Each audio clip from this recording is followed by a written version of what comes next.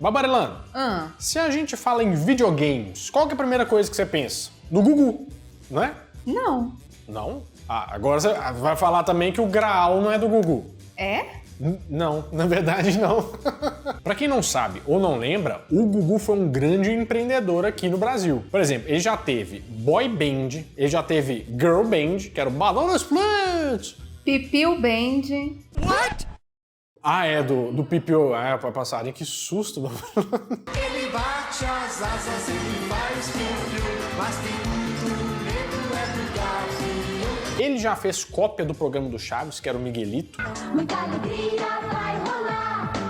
Historinha nova pra você. Fique ligado na TV.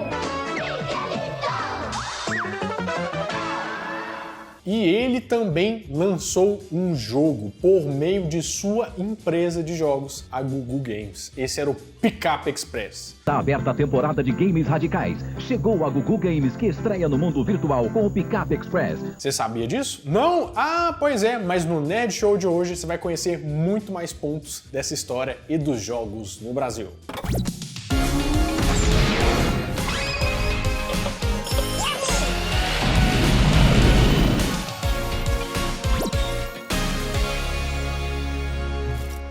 Fala, meus queridos amigos, como estão vocês? Vocês estão bom, né? A nossa história vai começar de uma maneira um tanto quanto inesperada, coisa que a gente nunca pensou que ia ouvir falar, mas você sabia que o Gugu tinha um programa de jogos de videogame na televisão aberta? Mas também o que esperar do Gugu, Renato? Ele é apresentador, ele é ator. Filantropo. Filantropo. Ele atua como taxista do Gugu, do táxi do Gugu.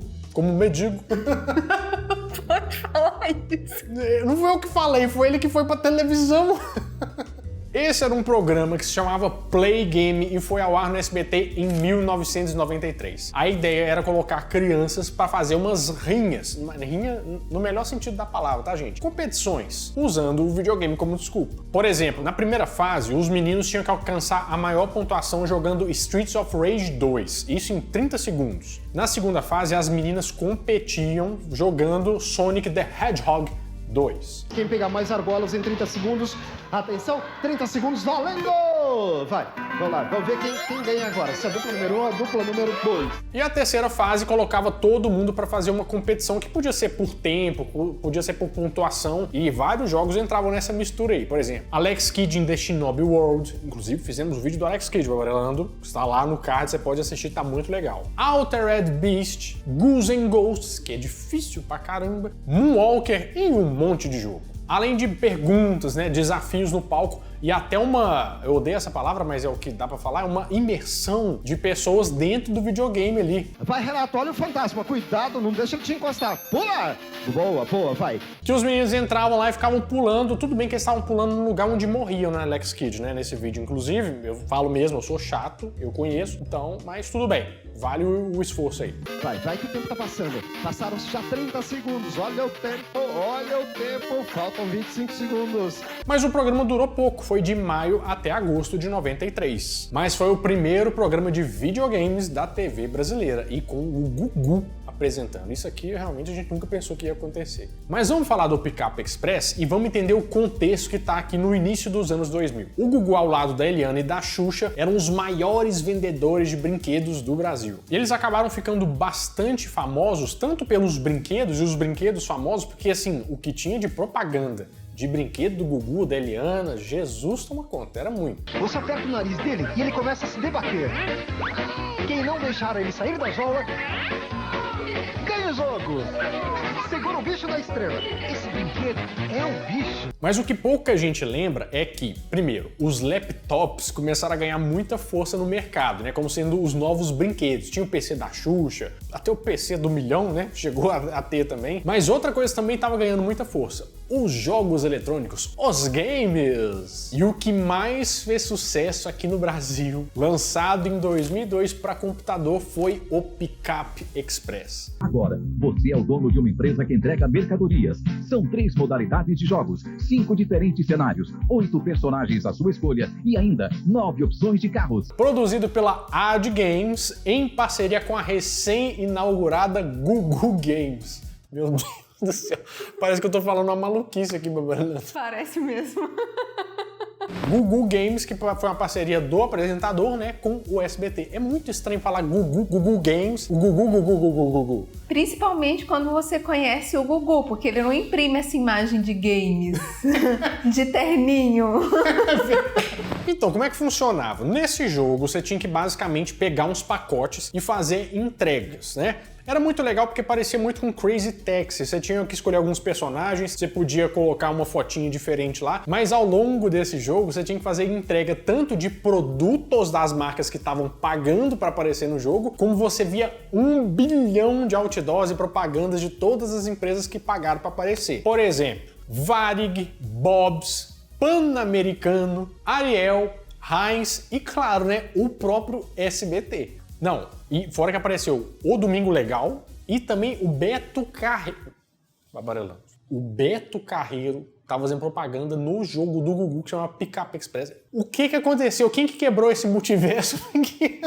Gente do céu, parece uma doideira. Não, e olha só, todos os carros que estavam lá eram Toyota, porque era uma parceria com a Toyota, e você podia só abastecer no posto Shell. Gente, quanto de dinheiro que o Gugu levou com esse jogo? Que inveja do Gugu. Não, o que é isso? Você tá doido. E o jogo você só podia comprar nos postos Shell do mundo real, né? Por R$ 4,90. E também nas promoções ali junto com o Bob's. Também você conseguia o jogo de acordo ali com alguma coisa que o Bob's fazia. Isso ficou tão popular que esse ficou conhecido como o jogo do Gugu. E todo mundo queria o tal do jogo do Gugu. Eu quero o jogo do Gugu. Eu tinha, minha mãe fez esse ponto de troca, eu acho que foi no posto de gasolina. A gente não tinha carro, isso é um ponto interessante.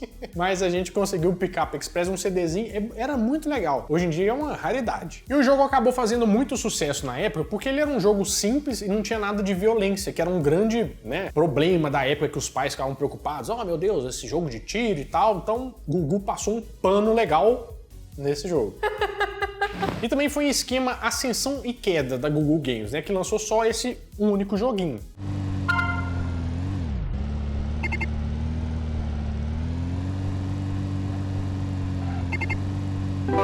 Mas não era só a Gugu Games. Você lembra que também participava a Ad Games, que era feita para jogos de advertise, de propaganda. Esses são chamados de Adver Games. E a Ad Games era uma empresa de jogos nacional que atendia o mercado desde o ano 2000, tanto o mercado nacional quanto o internacional, e fez uma parceria com o SBT para desenvolver esse jogo. Mas olha só, segundo essa empresa, o Pickup Express vendeu 450 mil cópias naquela época e gerou 70 mil cadastros no site, isso em 2003. Você tá entendendo como é que isso deu uma sacudida no mercado? E em 2003 também eles fizeram um campeonato, né, de Pickup Express, que o vencedor ia ser levado para a Suécia, que era a sede da Ad Games, né, para fazer um tour completo lá, para saber como é que funcionava. Era um negócio bem legal. Outros jogos também foram produzidos pela Ad Games, como por exemplo o Mal Mania, que é para você pegar coisas num supermercado.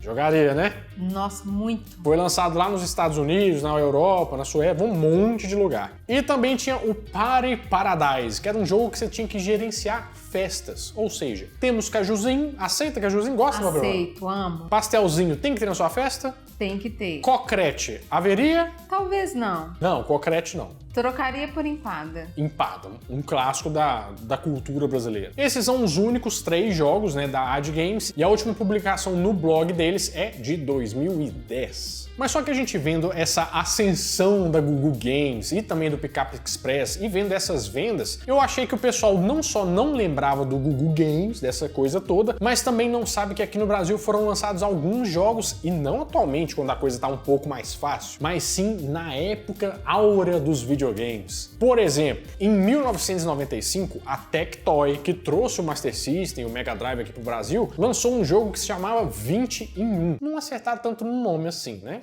Podia ter colocado, tipo, Howard, alguma coisa assim, mas 21 só. É um jogo que foi incluído no Master System em algumas promoções da época. Tipo, compra o Master System, level 21. Era licenciado pela Sega e tinha alguns jogos de corrida, de skate, sabe? Coisas que tem veículos pra você ficar andando de um lado pro outro. Ou então pegar coisas que vão caindo. Tipo um jogo de um trabalhador que precisa pegar ferramentas vindo do céu. Pode também ser tratado como uma crítica social. Mas aí é com você.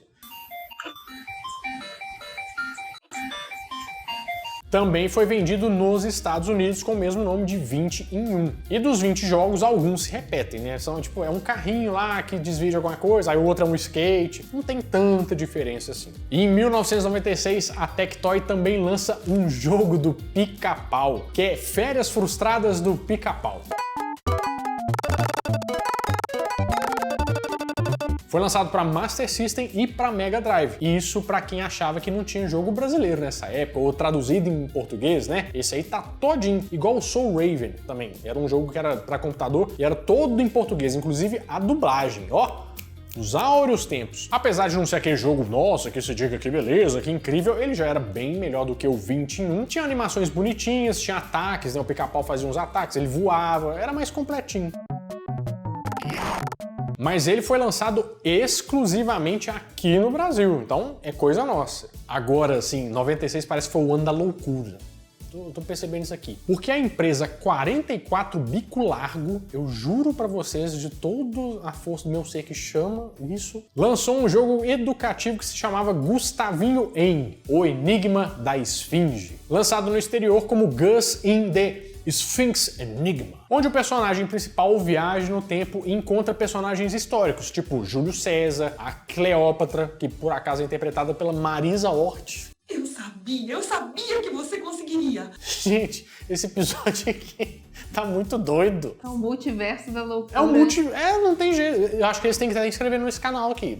Gente, muita loucura. Eu preciso de joinhas pra eu manter minha sanidade aqui. Deixa o seu like, se inscreve no canal. Vendeu 60 mil unidades aqui na época, que era bastante coisa, né? E foi lançado para aquele sistema DOS. Inclusive, se você não viu o vídeo sobre a história da Microsoft aqui no canal, é bem interessante. Se eu fosse você, eu ia lá assistir também, hein? Vou deixar no card aqui. A Bárbara que vai deixar, na verdade. Em 1997, a Tectoy lançou o jogo do Sítio do Pica-Pau Amarelo, onde você podia escolher entre o Pedrinho e a Emília. A Narizinho ficou de fora, né? Ficou meio esquecido aí.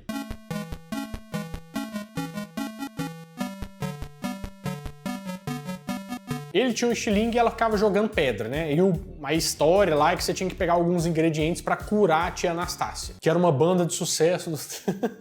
Foi lançado aqui no Brasil pra Master System. E talvez o mais legal de todos seja Incidente em Varginha. É realmente o episódio de hoje, ele passou da conta. Ou melhor falando, The Varginha Incident ou Alien Anarchy, dependendo do país, porque sim, ele foi lançado fora do Brasil também. Esse foi aquele que a gente viu na... Foi exatamente essa que a gente viu na BGS, que o pessoal, inclusive, pegou a licença agora de alguns jogos e tá relançando em cartucho pra jogar no Mega Drive.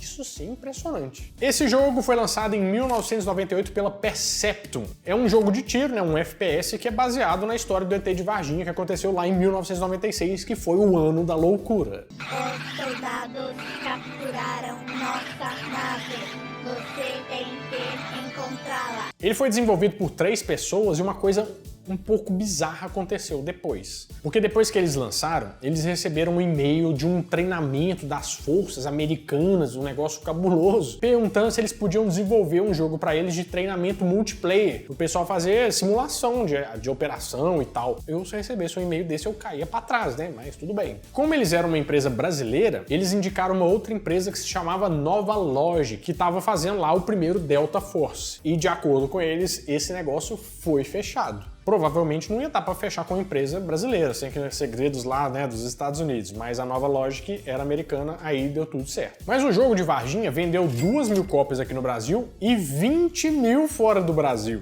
Foi vendido nos Estados Unidos, na Europa e na Ásia. Eles diziam que tinham muito problema com a distribuição do jogo aqui no Brasil, né? Que muita gente mandava e-mail pra eles falando que não tava achando pra comprar, que não tinha como. E inclusive as cópias piratas chegaram a ficar mais caras do que as originais, porque ainda tinha pirata. E um dos criadores até comenta, né, que se eles tivessem conseguido um contrato melhor de distribuição, a história da Perceptum aqui no Brasil ia ser completamente diferente. Em 1999, uma continuação desse jogo tava para ser começada a desenvolver, né, até porque ia ser lançado o Pentium 3, e a Intel tava apoiando essa iniciativa aí, mas como as vendas do primeiro jogo não deram tão certo assim, o projeto acabou sendo engavetado. Bom, eu acho que o episódio de hoje aqui foi uma grande prova pra gente que acha que brasileiro não produz produz coisa, ou que coisa legal desenvolvida não sai daqui do Brasil. Apesar de ter sido o Gugu, né, o percussor, deve ter sido só um testa de ferro para fazer isso aí, mas a gente vê que desde muito tempo atrás tem muitas produções legais e o brasileiro tá sempre se mexendo para fazer a economia girar, para fazer produtos legais chegar ao mercado. Eu não acho que a gente tem que comprar só porque é brasileiro. Eu acho que isso é conversa para boi dormir. Eu acho que tem que ter qualidade e também um preço competitivo, porque aí sim eu acho que talvez o mercado brasileiro possa florescer e trazer muito orgulho para a gente aqui do Brasil. Bom, meus amigos, é isso. Eu espero que vocês tenham gostado bastante desse vídeo. E se você gostou, faz o seguinte, inscreve no canal, deixa um comentário aqui falando qual foi o jogo brasileiro que você mais gostou de jogar. Combinado? Bom, vou ficando por aqui, mas toda semana eu volto com mais um vídeo quentinho, fresquinho, crocante pra vocês. Então, adeus!